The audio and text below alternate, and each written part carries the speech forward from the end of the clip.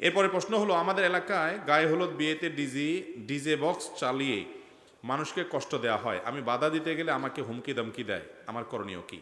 দেখুন, সমাজে যে কয়েকটা অসভ্য কর্ম এবং যেই কয়েকটা জঘন্য অনাচার স্টাবলিশড হয়ে আসে, তার মধ্যে এটা একটা।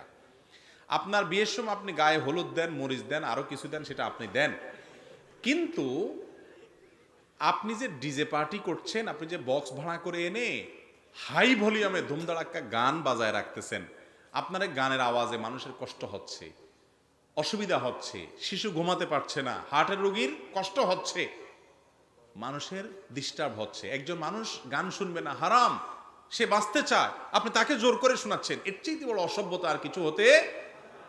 যে মনে করে এটাতে কারোর অধিকার নষ্ট হয় না, সে ধুমধাড়াক্কা বড় বড় বক্স আনায়া গান শুনতে চায়। তোমার গান শুনতে চায় তোমার কানে, তুমি হেডফোন দিয়ে গান শুনতে শুনতে তুমি মরে যাও, তোমার ব্যাপার। কিন্তু তোমার গান আমাকে কেন জোর করে শোনাচ্ছ জোরে জোরে? এর কানের কাছে একটা মাইক নিয়ে জোরে জোরে আওয়াজ শোনাবেন, ওয়াজ শোনাবেন, এটাকে সে কি যৌক্তিক মনে করবে? মনে করবে না। ভাইরা আমার, কোরআনের তেলাওয়াত পর্যন্ত, ওয়াজের কথা, ভালো কথা পর্যন্ত আপনি জোর করে যদি কাউকে শুনাইতে যান, হাই ভলিউমে শোনার, মানুষের ক্ষতি হয়, ইসলামে সেটা জায়েজ নাই।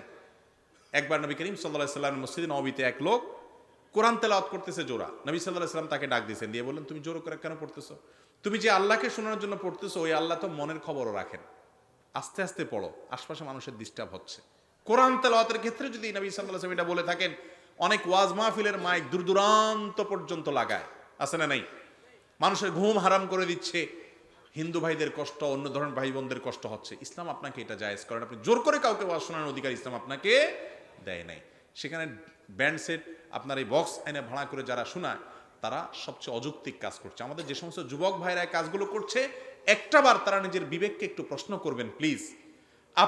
আপনার এই কাজটা কত বড় অন্যায় হচ্ছে। আপনার কাছে যেটা ভালো লাগে না, সেটা যদি জোরে বক্সে আপনার হাই ভলিউমে চালিয়ে যদি আপনাকে অতিষ্ঠ করে, আপনার কাছে কেমন লাগবে? ঠিক আপনার কাজ দ্বারা অনেক মানুষ অতিষ্ঠ হচ্ছেন, হারাম। এই জন্য তো বিয়েগুলোতে বরকত নাই, কারণ বিয়ে অনুষ্ঠানে এই যে হাজার হাজার মানুষ বদদোয়া দেয়, মানুষের কষ্ট হয়, সবার বদদোয়াতে আল্লাহর গজব তো এমনি নাজিল হয়ে যায়, ওই বিয়েতে শান্তি এমনিই আসে না। এই জন্য এই সমস্ত জায়েজ নেই, হারাম। তাদেরকে বোঝানোর চেষ্টা করবেন যুক্তি দিয়ে। আর গায়ে হলুদের বিষয়ে আমরা বলেছি এর আগে বিভিন্নভাবে, যে গায়ে হলুদ দেওয়া এটা ভিন্ন ধর্মের ধর্মীয় সংস্কৃতি, এবং অনেক ভুল বিশ্বাস থেকে মানুষ গায়ে হলুদ দেয়, মনে করে যে এর মাধ্যমে দাম্পত্য জীবনে সুখ শান্তি হয়। আর বিশেষ করে গায়ে হলুদের অনুষ্ঠানটা আমাদের সমাজে এখন এটা হয়ে গেছে বিয়ে উপলক্ষে সবচেয়ে নোংরা অনুষ্ঠান। এই জন্য এটা বর্জন করা উচিত হয়ে গেছে, আমাদের কর্তব্য হয়ে গেছে এটা। কারণ ছেলেদের গায়ে মেয়েরা, মেয়েদের গায়ে ছেলেরা ঢলাঢলি মাখামাখি, এবং সেখানে গান বাদ্য যন্ত্র ইত্যাদি করে হারামের ছড়াছড়ি হয়ে থাকে।